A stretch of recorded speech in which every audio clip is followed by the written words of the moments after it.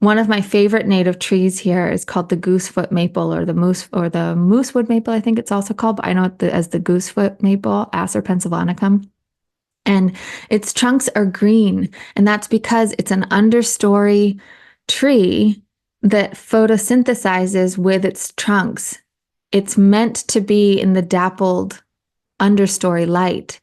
And so it doesn't want to go to the canopy. It's not fighting to try and get to the sunlight. It actually thrives in the dappled sun.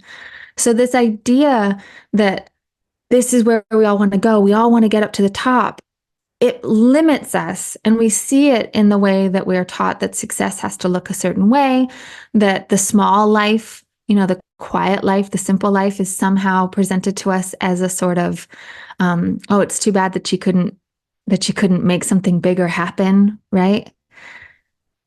These are all connected. The way that we are taught to see the world, it weaves itself, it sort of, paints or taints what the ways that we see ourselves and our own choices. This is why last week's session, we looked at how our language often puts ourselves into an alignment with machines and productivity, right? Fixing and working and paying and spending, right? Rather than enjoying and offering and tending and putting effort in. Those are softer relational words.